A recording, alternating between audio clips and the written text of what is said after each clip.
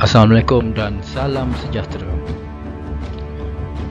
Hari ini kita akan mempelajari tajuk tingkatan 4 bab 3, iaitu tajuk Perang Dunia Kedua di Asia Pasifik.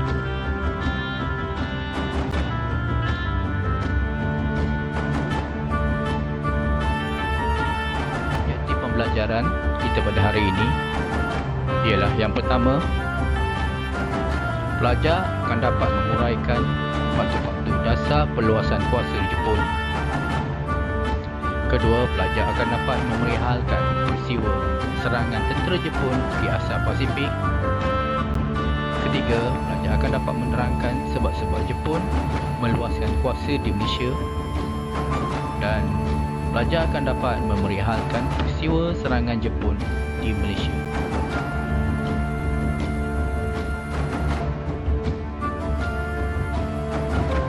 Antara faktor-faktor yang kita boleh bincangkan ialah Jepun melaksanakan dasar perluasan kuasa di Asia. Faktor yang pertama ialah faktor dasar peluang kuasa Jepun.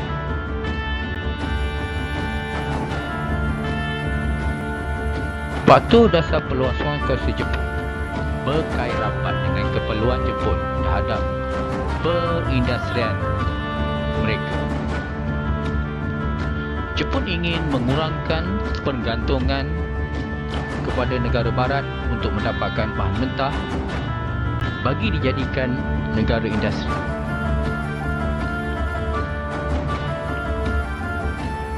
Jepun juga ingin menguasai wilayah yang membekalkan bahan mentah dan menjadi kawasan pasaran barangan industrinya.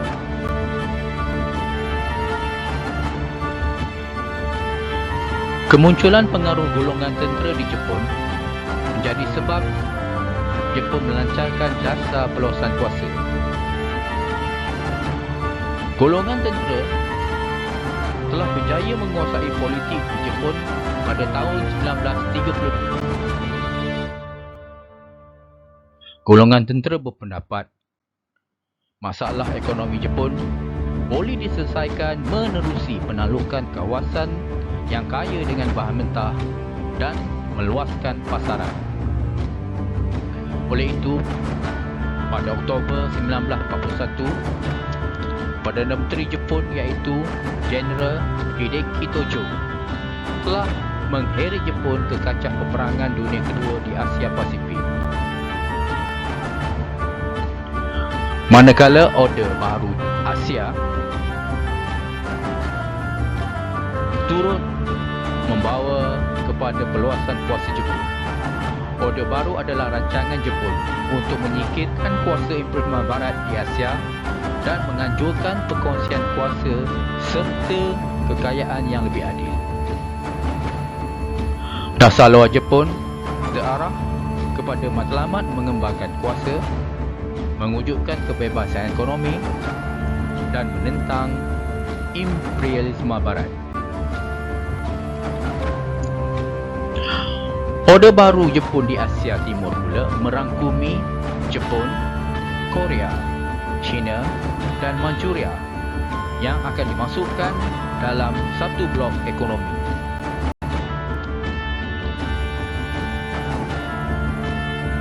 Faktor kedua, Jepun melancarkan serangan Perang Dunia Kedua ialah faktor sekatan ekonomi kuasa barat terhadap Jepun.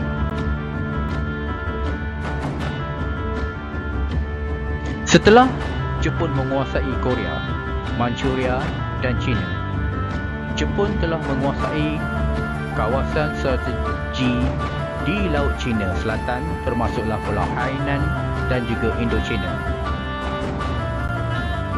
Antara sebab kuasa bersekutu mengenakan sekatan ekonomi terhadap Jepun ialah untuk menghalang Jepun mendapatkan bahan mentah bagi keperluan industri dan operasi tenteranya. Kuasa barat mahu menghentikan perdagangan dengan Jepun dan telah membekukan harta milik Jepun di wilayah yang dikuasai oleh mereka. Faktor seterusnya Jepun melancarkan dasar pelosong kuasa kerana faktor rancangan Jepun menakluki wilayah selatan. Jepun merancang untuk menguasai wilayah di selatan, merangkumi Asia Tenggara yang kaya dengan bahan mentah seperti biji timah, getah, bauksit dan juga petroleum. Dari aspek ketenteraan, Pakatan dalam kuasa paksi membolehkan kerajaan Jerman menghantar pakarnya ke Jepun. Pakar ini dihantar untuk mengkaji serangan terhadap wilayah selatan dan membantu perkembangan industri pembuatan kapal terbang di Jepun. Pakatan tiga negara iaitu Jepun telah menandatangani perjanjian Pakatan tiga negara dengan Jerman dan Itali pada tahun 1940.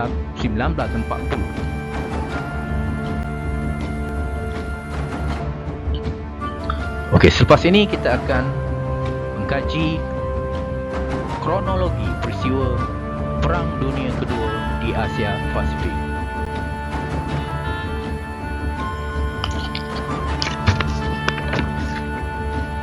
Pada 8 Disember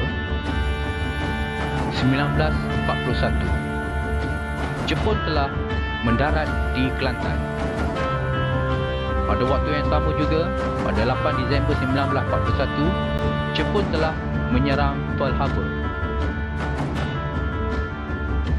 Pada 10 Disember 1941, Jepun telah menyerang Pulau Guam.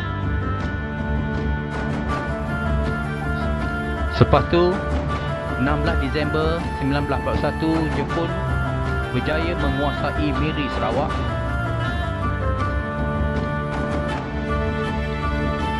Pada 23 Disember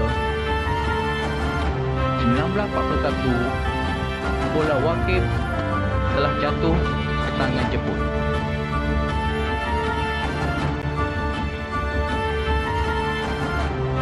Pada 22 Disember 1941, Jepun telah mendarat di Pulau Pinang. Seterusnya, Hong Kong telah jatuh di tangan Jepun pada 25 Disember 1941. Manakala Jepun telah berjaya menakluki Burma pada 2 Januari 1942. Seterusnya, Jepun berjaya menguasai Sandakan Sabah pada 19 Januari 1942. Manakala Singapura telah berjaya dikalahkan pada 15 Februari 1942. Seterusnya, Jepun telah mengebom Darwin iaitu di wilayah Australia, dan akhir sekali pada 19 Februari 1942, Jepun telah berjaya menang.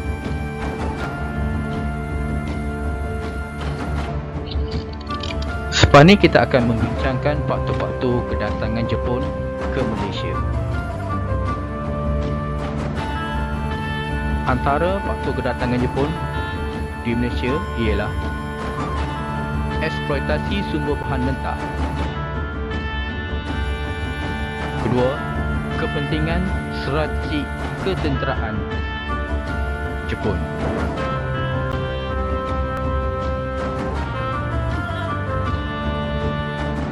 Faktor eksploitasi sumber bahan mentah. Jepun ingin menguasai kekayaan bahan mentah Malaysia kerana keperluan industri dan juga operasi ketenteraan Jepun. Tanah Melayu atau Malaysia kaya dengan biji timah, getah, emas, biji besi, arang batu dan bauksit. Sasaran utama Jepun di Sarawak pula ialah untuk mendapatkan sumber minyak di Miri dan Lutut. Pendudukan Jepun adalah satu rancangan kawasan lindungan kesemakmuran Asia Timur Raya untuk mengukuhkan ekonomi Jepun. Faktor kedua, mengapa Malaysia menjadi sasaran Jepun ialah kerana kepentingan strategi ketenteraan. Kedudukan strategi Malaysia sesuai untuk ketenteraan Jepun. Di hujung semenanjung Tanah Melayu terletak pangkalan tentera laut British iaitu Singapura. Penguasaan terhadap pangkalan tentera laut tersebut penting untuk Jepun membuka laluan penguasaan terhadap telaga minyak di Sumatera. Penguasaan terhadap Pulau Borneo pula penting untuk menjayakan operasi penaklukan Jepun di Pulau Jawa. Seterusnya kita akan melihat bagaimana peristiwa serangan Jepun terhadap tanah. Serangan Jepun di Tanah Melayu bermula dengan pendaratan serentak tentera Jepun di pantai Kuala Aman, Pantai Sabak, Kota Baru dan Thailand pada 8 Disember 1941. Tentera Jepun mendarat di Kota Baru, Kelantan, kemudian mara ke selatan mengikut jalan darat di negeri-negeri pantai timur.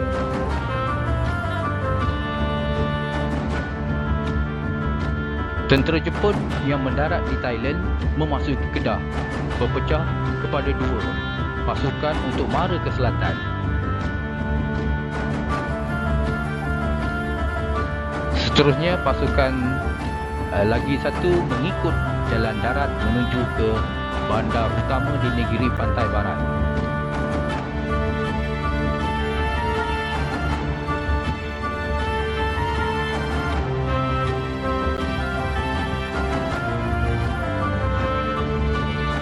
Seterusnya kita akan melihat bagaimana peristiwa serangan Jepun terhadap Sarawak dan Sabah.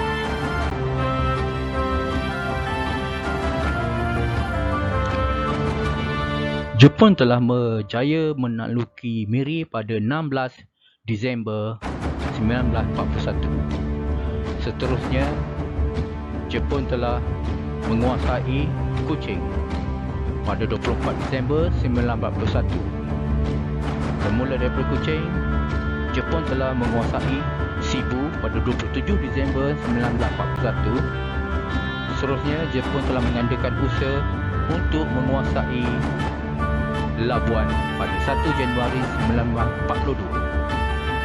Daripada Labuan, Jepun menguasai Chesterton pada 9 Januari 1942 dan akhirnya berjaya menakluki Sandakan pada 19 Januari 1942. Jadi, perbincangan kita telah berakhir dengan penaklukan Jepun di Malaysia.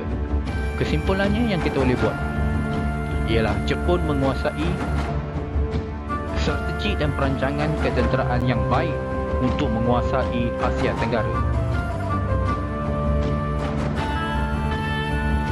Tentera Jepun memiliki kepimpinan yang berwibawa seperti Maharaja Meiji dan juga General Tojo. Dan akhir sekali, Jepun berjaya mempengaruhi pemikiran penduduk Asia Tenggara kerana propaganda yang baik.